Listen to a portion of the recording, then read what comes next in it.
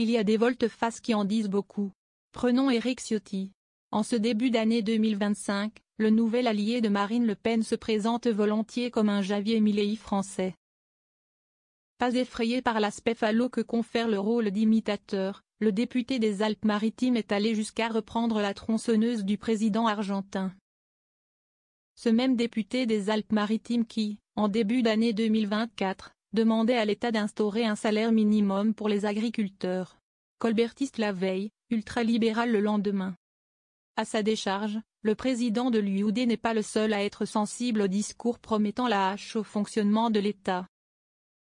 Des aspirations boostées par l'arrivée d'Elon Musk dans la galaxie Trump à la Maison-Blanche, avec la mission explicite de désosser à sa guise l'administration américaine. Éphémère ministre de la fonction publique, Guillaume Kasbarian, Renaissance, avait carrément félicité le milliardaire, évoquant un possible partage des meilleures pratiques pour tailler dans le train de vie de l'État.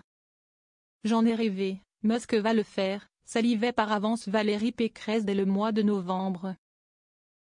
Adossé au dérapage du déficit, qui a jeté une lumière crue sur les problèmes liés à la dette française, ce discours n'a cessé de gagner en intensité ces dernières semaines. Les agences dans le viseur. Débureaucratisation, ADEME, OFEI, ARS, AZ. Quelles agences supprimer en priorité? Se demandait mardi 11 février le JDD, relayant cette nouvelle obsession de la droite et de l'extrême droite. En fin d'année 2024, le contre-budget proposé par le RN prévoyait la suppression de 80 agences de l'État, de l'Office de la biodiversité à la Commission de régulation de l'énergie en passant par l'Agence française de lutte contre le dopage ou l'Agence de l'environnement et de la maîtrise de l'énergie, ADEME. Une volonté de tailler dans la bureaucratie assumée alors que, publiquement, Marine Le Pen dit répudier les méthodes de Javier Milei. Dans le JDD, Éric Ciotti va plus loin. Ce que propose Elon Musk résonne avec les idées que nous portons. Nous proposons d'ailleurs de créer un département de l'efficacité gouvernementale à la française, assume le député des Alpes-Maritimes, qui veut réduire le périmètre gouvernemental à 10 ministères. Supprimer le Conseil économique, social et environnemental, 16, et 400 agences de l'État, dont l'ARCOM, ou fusionner les régions, les départements et les métropoles en une seule entité. Même référence chez Reconquête, où Sarah Knafo s'inspire ouvertement des mesures préconisées par Milei ou Musk. Nous avons 1000 agences publiques dans le pays, c'est trop.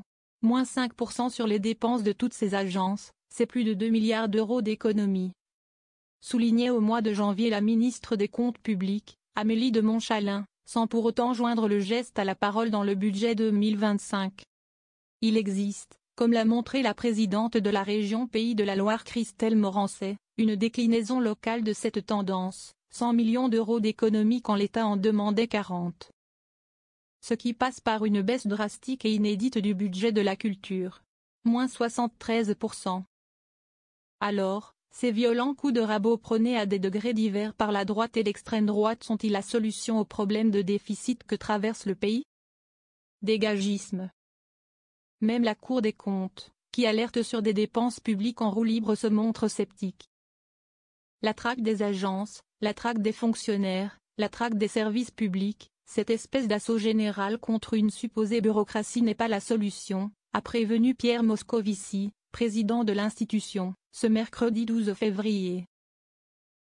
Supprimer des agences et des opérateurs de l'État ne dégagera aucune économie si nous n'avons pas une réflexion sur les missions de l'État, affirmait début février le député Lio Charles de Courson, spécialiste des questions budgétaires. Selon plusieurs observateurs, le concours Lépine lié à la transformation de la fonction publique revêt, surtout, un intérêt purement politique. Voire, selon certains aspects, populiste. Le massacre à la tronçonneuse promis par certains politiques s'appuie sur une pulsion du moment, sur cette volonté de dégagisme.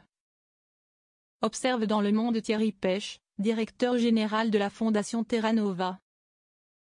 Cité dans ce même article, le sondeur Frédéric Dabi observait que ce discours pouvait trouver un écho, dans la mesure où l'attente d'efficacité de l'État a été 1000 fois déçue par les politiques. Reste que, pour le moment, les Français sont mitigés sur cette thérapie de choc préconisée par la droite et l'extrême droite.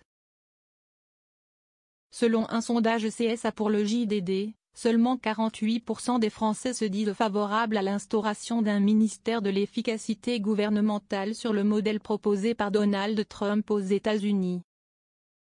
Une idée que rejette majoritairement la gauche, PS, LFI et LFI, ainsi que Renaissance. Et qui, manifestement, ne plaît que dans un arc allant de LR à Reconquête en passant le RN.